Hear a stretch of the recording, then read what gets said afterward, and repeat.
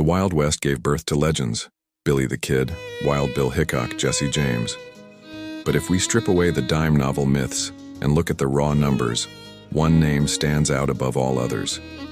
He wasn't the fastest draw in every duel, nor the most famous outlaw on every frontier, but he was the deadliest. His name was John Wesley Hardin, a man who claimed to have killed more than 40 people before his 25th birthday. Some called him a cold-blooded killer. Others saw him as a product of a violent world where survival meant shooting first. Tonight we uncover the true story of the most lethal gunslinger in Wild West history. John Wesley Hardin was born in 1853 in Bonham, Texas, the son of a Methodist preacher.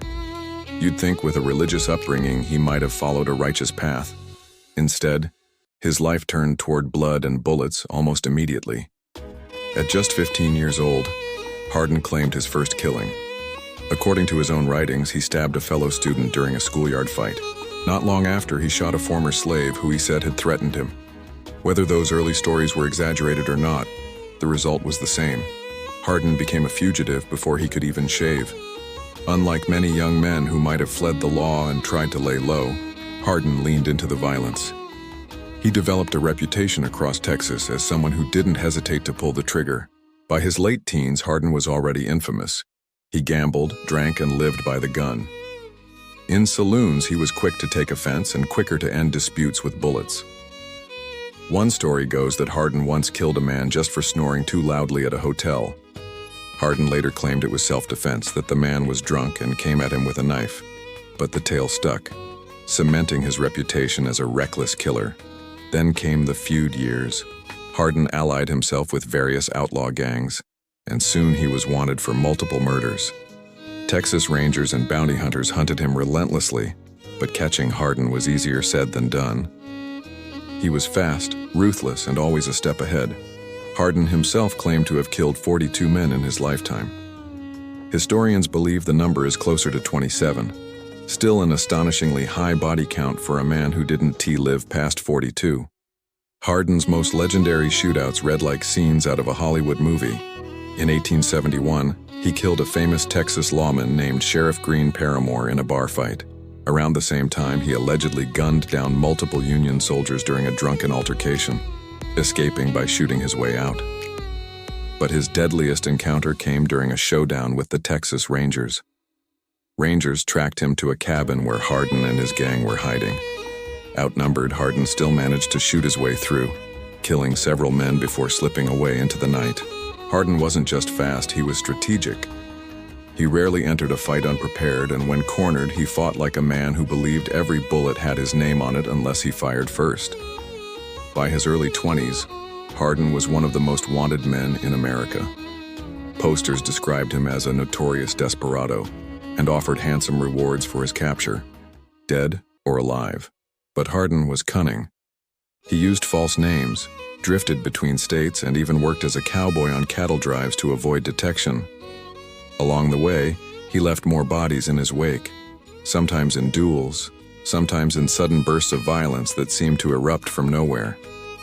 The law eventually caught up with him in 1877. After years of evading justice, Hardin was captured by the Texas Rangers while trying to board a train. For the first time in his life, the deadliest gunslinger had to face judgment. Hardin was sentenced to 25 years in prison for murder. During his incarceration, something unexpected happened. He studied law, read extensively, and even tried to reform himself. In prison letters, he claimed he wasn't the monster newspapers painted him to be. He insisted that most of his killings were in self-defense, that he never sought blood, but the Wild West left him no choice. After serving 17 years, Hardin was released in 1894. He was a changed man, or so he claimed. Now in his 40s, he tried to restart his life as a lawyer in El Paso, Texas. But the Wild West had a way of dragging old gunslingers back into the mud. Despite his attempts at reform, Hardin couldn't leave violence behind. He gambled heavily, feuded with sheriffs, and carried the same short temper that had haunted him his whole life. In 1895, Hardin got into a dispute with a local lawman named John Selman. The feud escalated until one August night in an El Paso saloon. Hardin was playing dice when Selman walked up behind him and shot him in the back of the head. The deadliest gunslinger of the Wild West never got the chance to draw his pistol. He died at 42 years old, ironically not in a fair duel, but in a sudden ambush. Hardin's story is one of contradictions.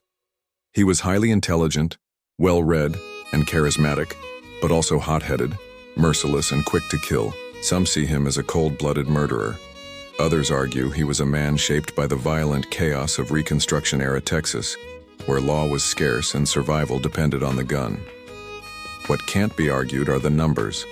More than 24 confirmed kills, dozens more claimed, and a trail of blood that made him one of the most lethal men ever to walk the American frontier. John Wesley Hardin lived fast, killed often, and died violently. His name is etched into history not as the most famous gunslinger, but as the deadliest. And here's the real question. Was he a product of the Wild West? Or was the Wild West a product of men like him?